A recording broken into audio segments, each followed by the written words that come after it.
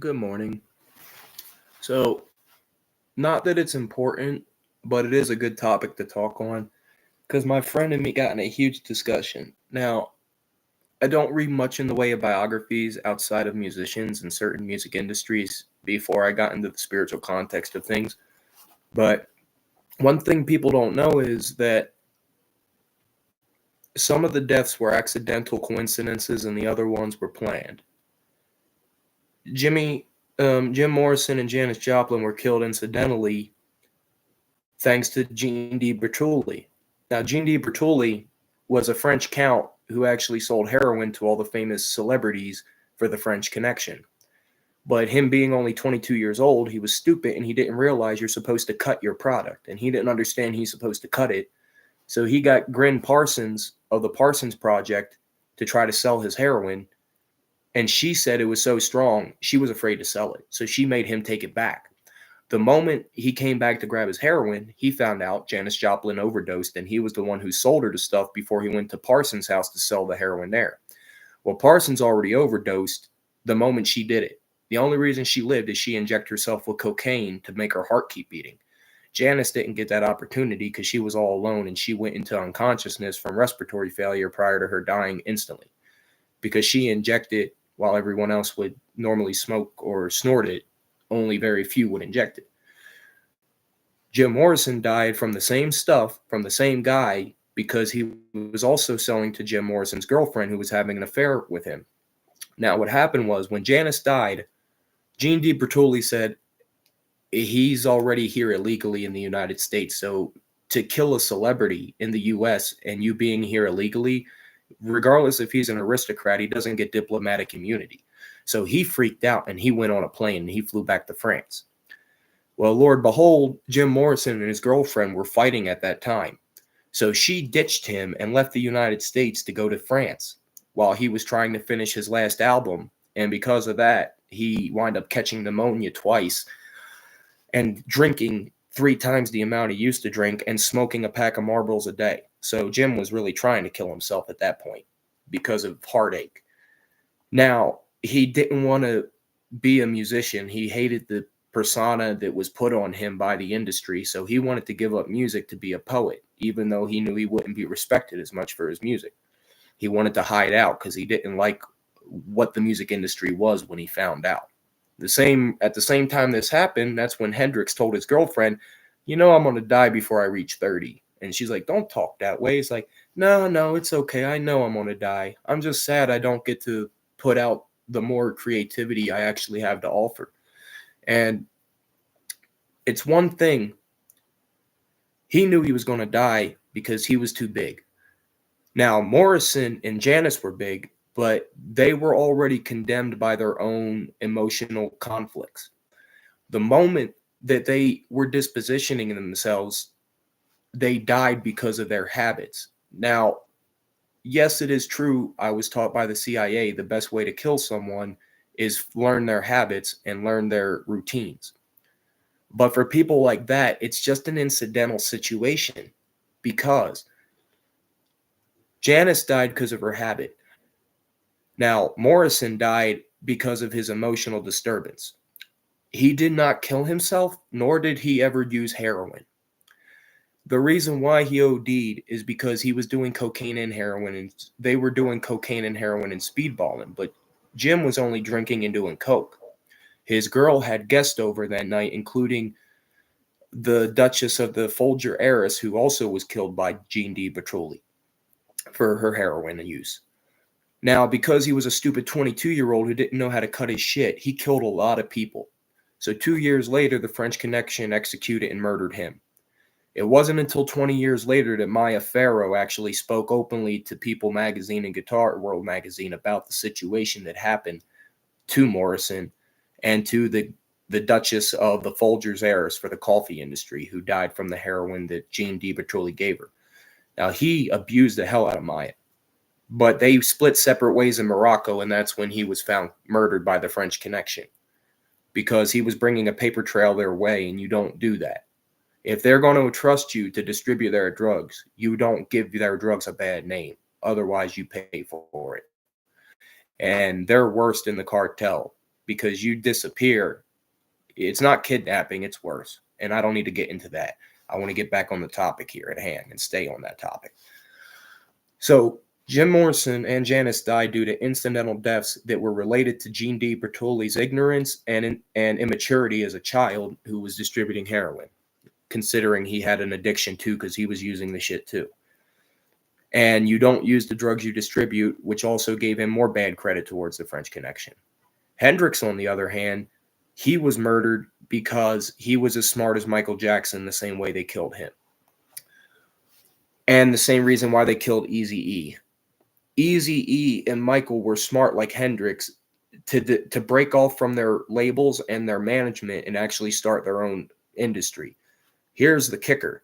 Hendrix gave up his renewal of his record deal to start Electric Ladyland, and Lord Behold found a lot of new bands that were promising, including Led Zeppelin, who he actually helped with their first album recording. Only the first. And people don't know about that. They did recordings in 3 different studios before they were signed through I think Warner Brothers. I forget who the main label was, but I think it was Warner Brothers or Epitaph Records for Led Zeppelin. But they did their recording production at Electric Ladyland. They were not produced by them, but they did their production recordings there and at 2 other locations for their first album. Hendrix was already making leeway because of his net value and the fact he made more money touring than on his record albums. So the industry realized that if they killed Hendrix, they would make more money off of doing unreleased material that he wanted to do and by doing memory and special edition albums, because they will not make money on Hendrix's albums while he's performing and doing live touring.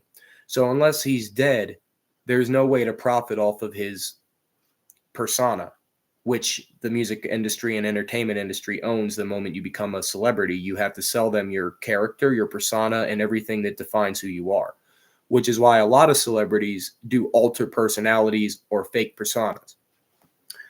Michael, on the other hand, was smarter, just like Eazy-E. They both did something way different. They bought the rights to the music that they worked on with the other guys. So when the label cut them loose, they already owned the rights that the label owned. So since every time they made money, they had to give a cut to Eazy-E or a cut to Michael, that pissed them off. If they can't collect the full money and they have to wait till Michael dies, I might as well hurry up and rush the process of killing Michael Jackson and Eazy-E. And that's exactly what the music industry did. And the way they do it is money talks, bullshit walks. If I've got money, I can easily pay someone to go 3 states over and murder someone for me, and it can never come back to me. And the reason why is the people we hire are people that are already ex-military officials or have worked in secret government or cartel before. All that being said, some of it doesn't even need that, because like I was taught, as long as someone has a habit or someone has a routine, you can make them disappear or you can erase them easier than someone who has unpredictable behaviors, like Paul Walker. Paul Walker was trying to explain about COVID before it even happened. So since he doesn't use drugs or drink and doesn't really have any negative habits, they cut his brake line and put an artificial remote electrical conductor to make his vehicle go faster than it would have without him having control over it. So he had 2 options: die or bail out going 90 to 120 miles an hour, which was just as deadly as him crashing, considering there was no control of the vehicle. Now, no one has seen or been allowed to investigate that vehicle following the crash, and they claimed it was because the amount of damage done couldn't be investigated to the cause of the crash, other than that he was speed racing and went out of control. Well, I'm sorry, but he's a professional fucking racer. And people don't know this. So how did he crash? The same thing with JFK Jr. He went to run against Bush as president. And people don't remember this, but in 1998, just like Robert F. Kennedy Jr. now, JFK Jr. was running against Bush. Him and his entire family died because his plane went down. How did his plane go down when he's a 30-year vet pilot and there was no evidence of anything in his system? They said he was drinking, but there was never a release of a toxicology report. So how do I trust your word when there was no evidence given or anything otherwise? Plus, there was no inadequate weather that day. And even if it was, he was flying over New York, so it wasn't an issue. So there's no way that would have happened. You see, when you become a public figure, inadvertently or intentionally, through entertainment or through news, you become a target automatically. So if you don't watch what you say, you put yourself in this position. There was a little girl back in the 80s. Let me see. I don't know if I can look her up, but there was a little girl who was a public figure back in the 80s because she was talking about Russia. And the United States didn't want that information brought over here. She wrote a letter to Vladimir Putin asking why he wants all of us to die. He wrote a letter back to her. And what he said pushed the envelope for our government's security in the military complex. That, I'm sorry you feel that way. I think her name was Elizabeth or Eliza, but she was a figure in the news who made a public statement on a news broadcast. And ever since then, she became a major American focus to distract us from unemployment and Reagan's bullshit. When that happened, and after she wrote that letter, she died in a plane crash. Why is it that the rarity of a plane crash, but the people who are public figures die in a plane crash? You see what I'm saying? Now, brings me to another topic. These one-hit wonders, or these guys who come out of the blue, like Jim Croce or Harry Chapman, who did Cats in the Cradle. They had one album and then they died in very traumatic, very weird circumstances. That it wasn't weird to other people because they're like, oh, car crashes, plane crashes, that's common. Really? Then why is it that these people died? Now, I don't know if it's negative forces. I don't know if it's a secret government plan. But I realize since Reagan gave corporations power, it gave them more room to be more blatant about how they can get rid of people. He gave them power since the 80s, and they're still in power. Now, that's why Eazy-E was easy to get rid of differently, like Michael. Hendrix wasn't easy to get rid of other than his drug habits. See, Michael didn't have a drug habit. He had a doctor who was making him take drugs. He never did drugs. That was the danger because they did that to my father, and they did that to half of the people I grew up with. Said that there's something wrong with us, that daydreaming is a mental illness, and you being a child has to end. And we're going to give you drugs to make sure it ends, so we can program you to a further extent for you to be the way society intends you to be.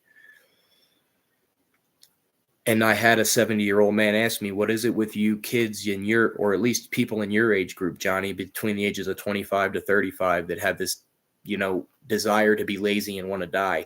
Like Arthur, my mentor and friend, I can't speak for everyone, but let me put it through you in my light as a 90s child. Our parents were given a handout. They were given disability checks each month and fed drugs, opiates out the ass, which helped give us the inspiration to be a drug opiate addict because of how much they were just giving away to try to kill our parents and disposition them further. And when that happened, they pulled all us kids into counseling, telling our parents, your kid is damaged. Daydreaming is a disease. And I don't know if you know this, but ADHD is actually daydreaming, and daydreaming is considered a mental illness because it distracts you from the ability to learn. I'm like, that is the most fucking retarded shit I have ever heard in my life. And they put us all on drugs. And after a couple years of being on drugs as a teenager and as a child, I'm asking, when can I stop taking these? I thought it's supposed to fix my situation. And like the doctors and everyone said, you are the problem. There is no changing or fixing a problem. You are the problem. And the only way to handle you as the problem is to drug you for the rest of your life. So we can recirculate the money you're spending through taxpayer dollars to make sure the system is fed. Because if you're not a supportive member of society, you can go to prison, Johnny. If you collect Social Security and you don't go shopping and reinvest that money into society and you stockpile that money and grow your own food, you can go to prison. It's illegal for you to be self-sufficient in America if you are receiving government support. And I don't know if you know that, but it's the truth, Johnny. And for me to find that out really hurt. This woman's doing 6 months in jail. She's 76 years old. She's from West Virginia, and she's going to jail for 6 months because she hasn't shopped in 2 years at any market, and she's been collecting disability for 4 years. The only way she's been living is off of her garden. And because they said, since you aren't contributing to society and you're being self-sufficient but still collecting government support, we have to put you in prison because you're not feeding the system. And the money that we give you has to be recirculated because that's the law when we give you disability, Social Security.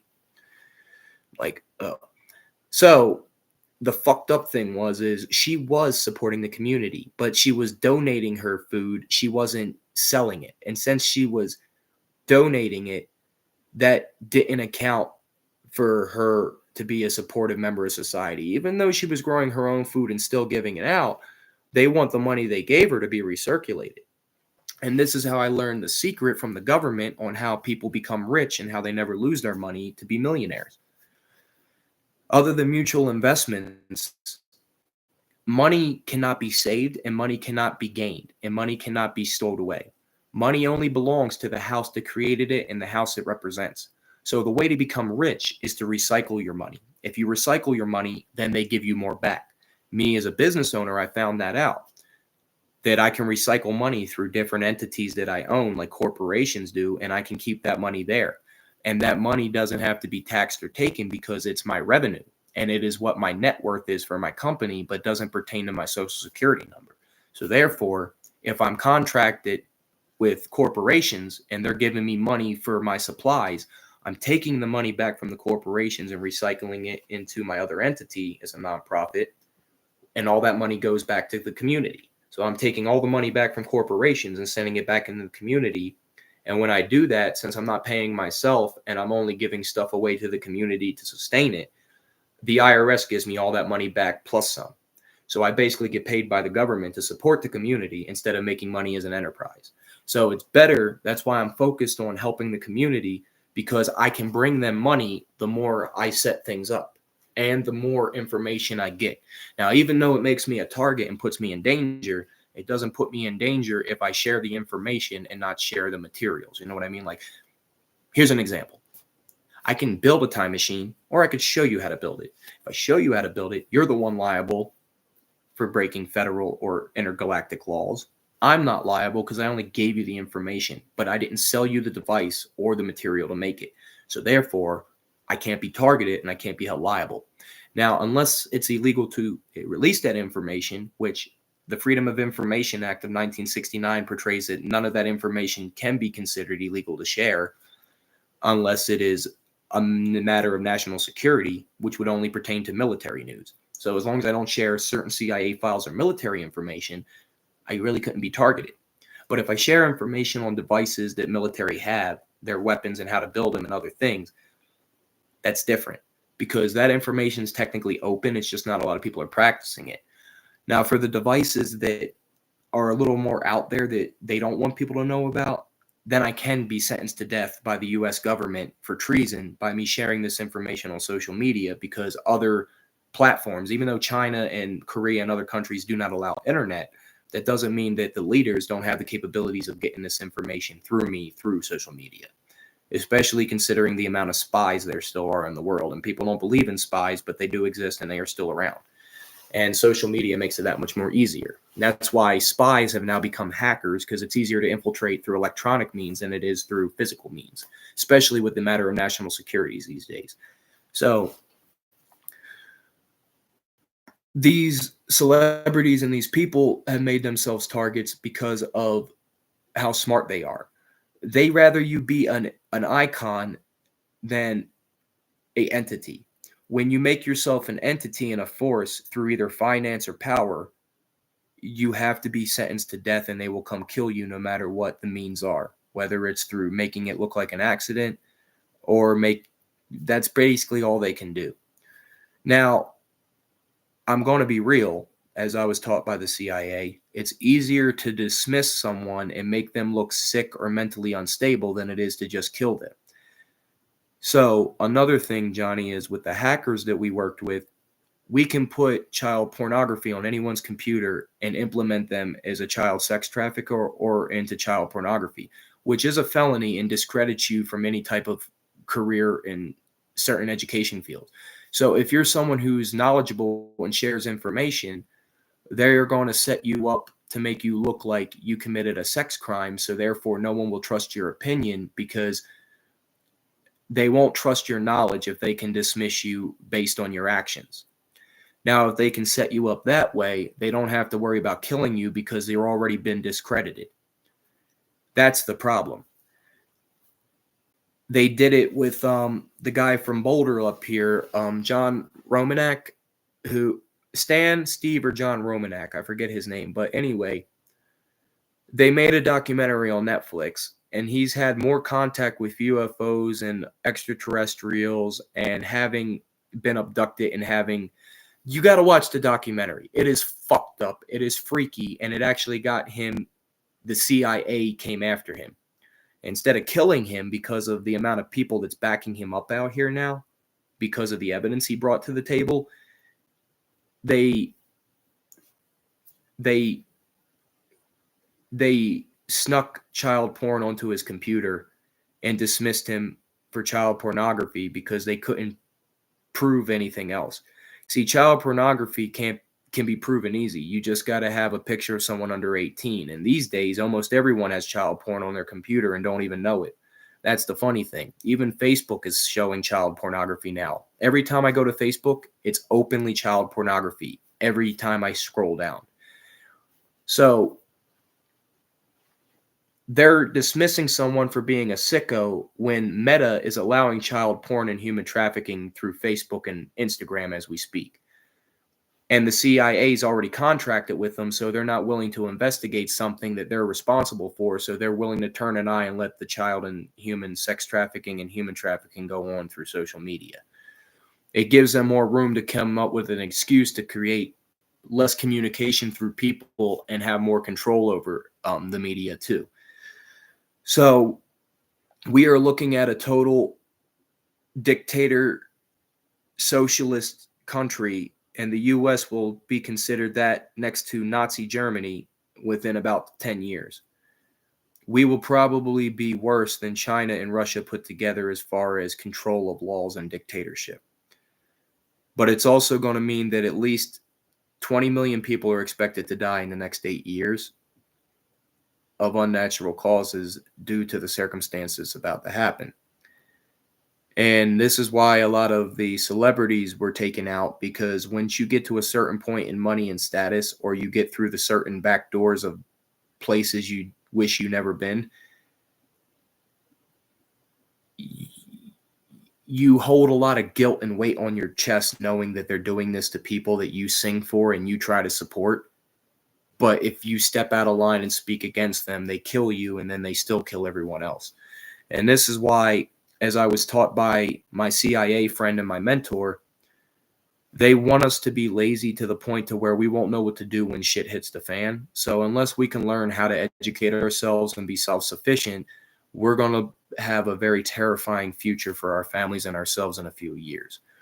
And he said, when I say self-sufficient, it's a step above just gardening. It's learning how to work with frequency and natural healing on a different level outside of just holistics and self-gardening, Johnny.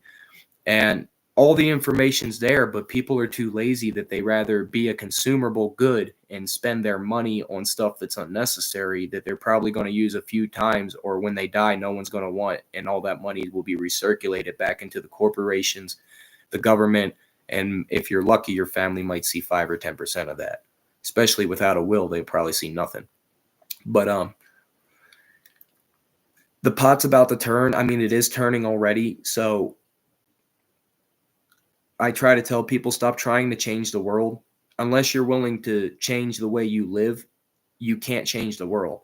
And unless you're able to prove to people through your actions that you can change your way of living by not needing hospitals, doctors, or markets anymore, this will never work.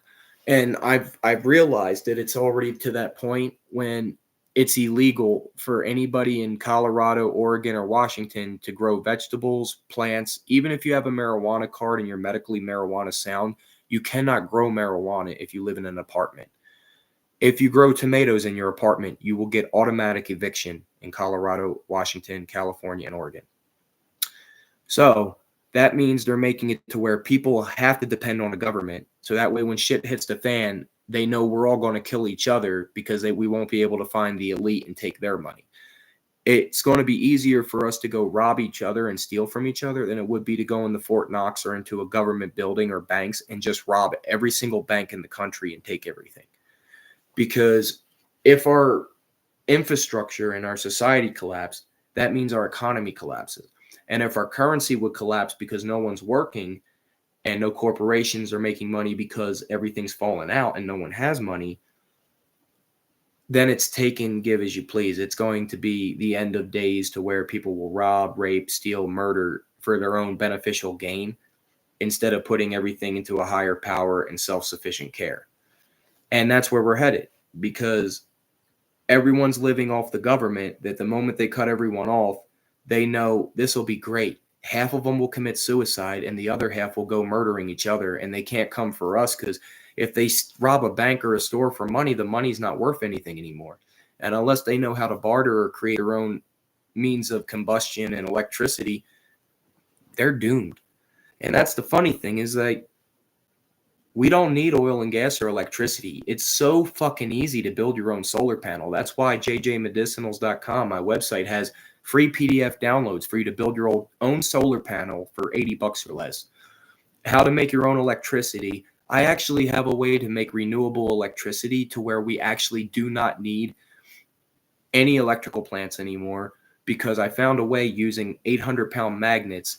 They work in a counter rotation to where they spin centrifugally, but they spin constantly and they do not stop until they lose their magnetic pull, which lasts for several thousands of tens of thousands of hundreds of thousands of years. It's got like a quarter to 40% the half-life of radiation. That's how strong a magnet's pull is and how long it lasts. So with that being said, if you got the magnet spinning at 800 power in a circular motion on the disc, and that wheel is actually spinning to cause friction to make electricity through the copper below, the only thing spinning the magnets is the copper plates that are separated by the steel plates. And there's also a way to make a nuclear powered energy by me using uranium and putting it between a glass shield that slides like a little plate, like a window in each square outside of the copper squares. Because you got to understand, due to centrifugal force and pull, the magnets cannot be pushed the entire time because it would move so fast it would blow up or catch fire. Well, normally it catches fire. So if you disperse it between non-magnetic to magnetic, non-magnetic to magnetic, to push the magnets in the proper rotation, and with 800 pounds pressure, that's a lot of fucking friction and force. You can power your entire house. You can power your entire electric vehicle using only magnets and copper. And I'm going to be showing that video next year, right after New Year's, on how you can make your own renewable energy, and you will no longer need solar panels or anything to do with the electrical industry. Next summer, I will show you how to make your car run on water and on hydrogen dispersed from water, and also how to feed your garden properly and to prevent cancer using water. I found out that using not only scalar waves and ionized foot baths, which I'm actually going to in 1 hour for my first ever ionized foot treatment to remove heavy metals from my blood and body, I found out that cancer cannot exist in an alkaline, oxygen-rich environment. So if your body is not acidic and is only alkaline and has a higher amount of oxygen, meaning you actually focus on your breathing and you breathe more than you normally do, you don't forget to breathe and you breathe in deeper, you can actually remove cancer as well as prevent cancer just off of not only breathing exercises, but from purified oxygen. Now, Mexico is curing cancer using purified oxygen masks right now, because they found out when you feed the body a high amount of pure oxygen, it destroys the cancer.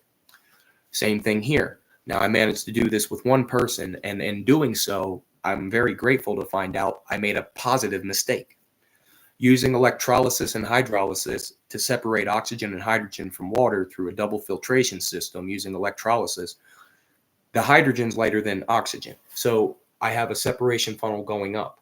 That collects into a tank. Now, that tank can be used either for a light source, because hydrogen burns at a greater luminance than any other form of combustion we use, lighter fluid, gasoline, or anything. So it's brighter. If I was to take it and have an exhaust pipe and light it and let the flame burn from exactly 1.9 to 2.2 miles from where I am right now, you could see a flame that big. The flame's only that big, but you could see it from 2 miles away. That's how bright hydrogen burns. Now imagine if it burns at that rate and it's that combustible, how would it work for combustion to your vehicle? Well, the thing with that is you have to take the hydrogen and run it through a hydrogen generator. And through that, you can make your car run. But it's the oxygen I'm focused on, because there's nothing more pure than oxygen taken from water. Now, when you filter out the oxygen, it comes out the side. I was doing oxygen treatments along with scalar waves. It did get rid of my friend's cancer in 9 weeks. And she had stage 4, God forbid. I don't want to know if there's a stage 9. I wouldn't want to see it. But stage 4 throat cancer has completely disappeared in 9 weeks thanks to my guidance for scalar frequency treatment, ionized foot bath, and oxygen detox. Now, with the oxygen detox, I wanted to do a test run, and I found something out in a positive mistake. I ran it through a greenhouse. Now, keep in mind, plants breathe CO2, but all mushrooms breathe oxygen, like people. What I found out is when you force the purified oxygen from the water into the greenhouse, it triples the fruiting bodies of any mushroom you grow and doubles the potency because it super stimulates the immune and nervous system of the plant, which increases the potency of its psychoactive and alkaloid contents. Whether it be psychoactive or non-psychoactive, doesn't matter. The alkaloid content and the psychedelic contents will be increased by 2 to 2.5 times its normal, and the fruiting bodies will be 3 times its normal size. Now, because I made that mistake, I tried another thing out, and I was happy to see the outcome. I took a CO2 machine, and since I don't want to risk CO2 poisoning to my roommates, my son, or myself, I put a greenhouse outside that was completely sealed. I ran a CO2 machine with controlled disbursement of CO2 into the greenhouse, while at the same time filling it with purified oxygen. Now, when I made sure the output of the CO2 was higher than the oxygen by 20 to 30%, it did the same thing to the plants that it did to the mushrooms. Not only did it increase the plant's fruiting body and the size that it grew, it increased the potency of the flavonoids, the acids, and the alkaloids. More importantly, it made it shrink tumors at 30% greater rate than the plants I was buying at a lower altitude. So the tumor shrinking plants that I sell through the company that have been helping with shrinking all of our clients' tumors seems to shrink the tumors faster when there's more CO2 rich. So the higher the elevation that a plant grows, the more healing benefits it has. That's why almost everything I buy comes from the mountains of Peru, the mountains of the Himalayas, and why I moved to Colorado. Mainly also because this is the last real frontier. It's the highest point of elevation, so it's the hardest to hit with nukes or missiles, and for a military or for a foreign infiltration outside of what happened with the immigration thing. And more importantly, with the air being this thin and there being that much wild, the last great front, it gives me plenty of room to hide things, and plenty of room to have more health quality plants, because on 5,000 feet above sea level, it's going to have a stronger immune and nervous system, which means it would make our immune and nervous system stronger, because the plant has to work harder because of the thinness of the air and the higher the heat because of the amount of UV rays caused at this elevation. So plants have to adapt, but once they do that, they help you adapt. And that's what adaptogens are, like Rhodelia. So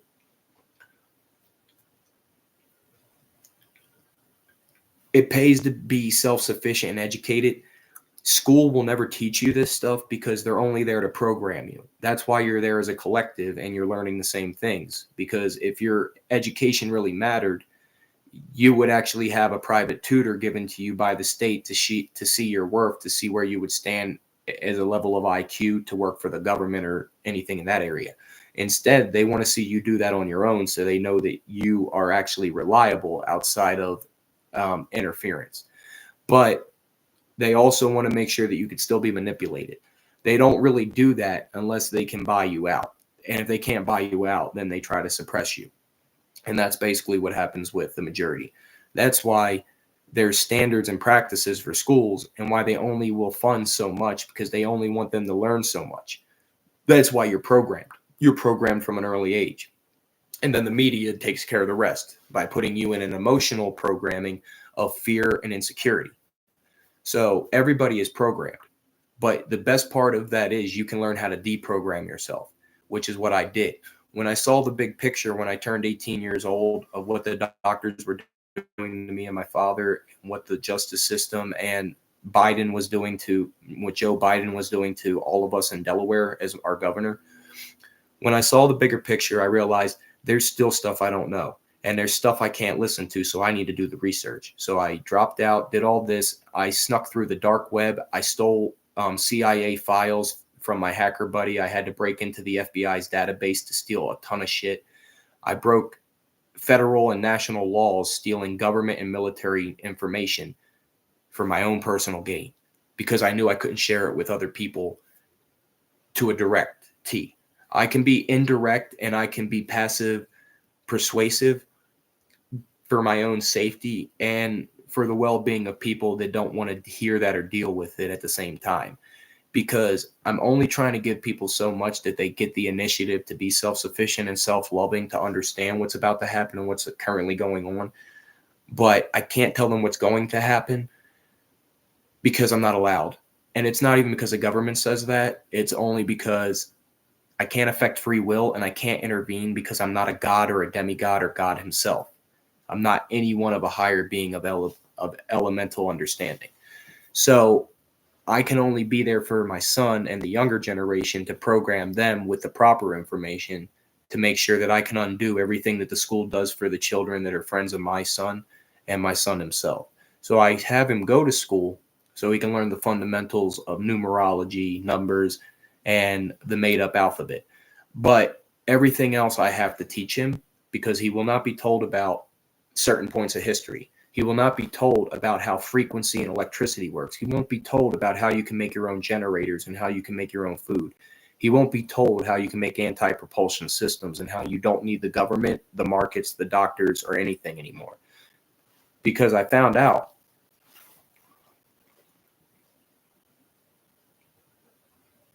investing the money into the right means of survival and self-sufficiency means more than having money, which is why I'm getting land to give my son, not money. I could leave him $100,000 or $500,000 right now, and us, thanks to my family for that on the settlement. But instead of doing that, I'm going to give him what has more value than even $40 billion, and that's land.